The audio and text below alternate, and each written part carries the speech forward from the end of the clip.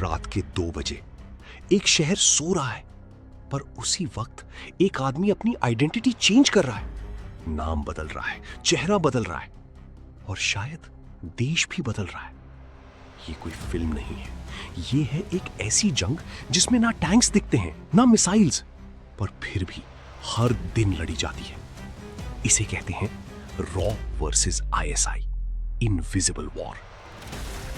एक जंग छुपी हुई जंग की। इंडिया और पाकिस्तान के बीच सिर्फ बॉर्डर पर ही टेंशन नहीं है, एक और दुनिया है जो आंखों से दिखाई नहीं देती। इंडिया की तरफ से रिसर्च एंड एनालिसिस विंग और पाकिस्तान की तरफ से इंटर सर्विसेज इंटेलिजेंस। एक तरफ रॉ जो 1968 में बना, जब इंडिया को एहसास हुआ कि एक्सटर्नल इंटेलिजेंस अलग होना जरूरी है, और दूसरी तरफ आईएसआई जो 1948 से ही पाकिस्तान का मेन इंटेलिजेंस सिस्टम है। डिफरेंस विकी, तब से लेकर आज तक ये दोनों एजेंसीज एक साइलेंट वॉर में जुड़ी हुई हैं। ये जंग होती कैसे है? ये जंग बुलेट से नहीं, इंफॉर्मेशन से लड़ी जाती है। एक गलत इंफॉर्मेशन, एक गलत डिसीजन और पूरा देश खतरे में आ सकता है।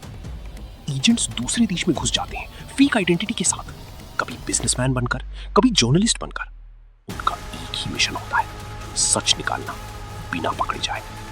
कश्मीर सबसे बड़ा बैटलफील्ड। इस इनविजिबल वॉर का सबसे बड़ा सेंटर है कश्मीर। यहीं से शुरू होती है प्लानिंग, फंडिंग और काउंटर ऑपरेशंस। एक्सपर्ट्स कहते हैं कि कश्मीर डिस्प्यूट ने ही रॉ और आईएसआई के बीच राइवलरी को और इंटेंस बना दिया। Council on foreign relations. हर तरफ से इंफॉर्मेशन कलेक्ट होती है, हर मूवमेंट ट्रैक होता है और हर गलती जान ले सकती है। अफगानिस्तान एक नया फ्रंट। टाइम के साथ ये वॉर सिर्फ इंडिया पाकिस्तान तक लिमिटेड नहीं रही, अफगानिस्तान भी एक बैटलफील्ड बन गया। दोनों एजेंसीज यहां अपनी इन्फ्लुएंस बढ़ाने की कोशिश करती रही हैं। एक तरफ स्ट्रेटेजिक अलायंसेस और दूसरी तरफ सीक्रेट ऑपरेशंस। सबसे डेंजरस चीज डबल एजेंट्स। इस गेम का सबसे रिस्की पार्ट होता है डबल एजेंट्स। ये वो लोग होते हैं जो एक देश के लिए काम करते हुए दूसरे देश को भी इंफॉर्मेशन देते हैं, कभी पैसों के लिए, कभी प्रेशर में, कभी सर्वाइवल के लिए। एक डबल एजेंट पूरी स्ट्रैटेजी को कोलैप्स कर सकता है और इसीलिए ट्रस्ट यहां सबसे महंगा होता है। पार्ट 6, सीक्रेट ऑपरेशंस और एलिगेशंस। दोनों तरफ से एक दूसरे पर कई एक्यूजेशंस लगते रहे, कभी टेरर फंडिंग के, कभी कोवर्ट ऑपरेशंस के। कई बार ये क्लेम्स प्रूव नहीं होते और कभी सच कभी सामने नहीं आता, क्योंकि रियल ऑपरेशंस कभी ऑफिशियली एक्सेप्ट नहीं किए जाते। पार्ट 7, एक रीसेंट एग्जांपल। कभी कभी ये हिडन वॉर सरफेस पर भी आ जाती है। रिपोर्ट्स के मुताबिक इंडिया में एक कोवर्ट ऑपरेशन के थ्रू एक स्पाई नेटवर्क को एक्सपोज किया गया, जिसे पाकिस्तान की एजेंसी से जोड़ा गया था, दी इकोनॉमिक टाइम्स। ऐसे ऑपरेशंस दिखाते हैं कि ये वॉर अभी भी चल रही है और शायद कभी खत्म नहीं होगी।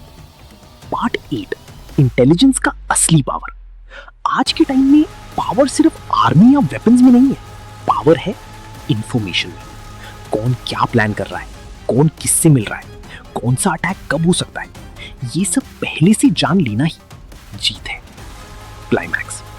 सोचो, अगर एक एजेंट फेल हो जाए तो सिर्फ एक मिशन नहीं, पूरा देश खतरे में आ सकता है।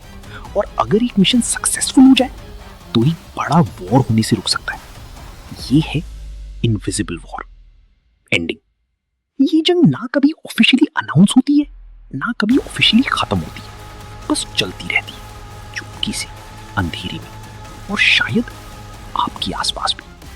अगर आपको लगता है कि ऐसी और हिडन स्टोरीज दुनिया में छुपी हुई है तो कमेंट में जरूर बताओ, क्योंकि सच हमेशा सरफेस के नीचे होता है।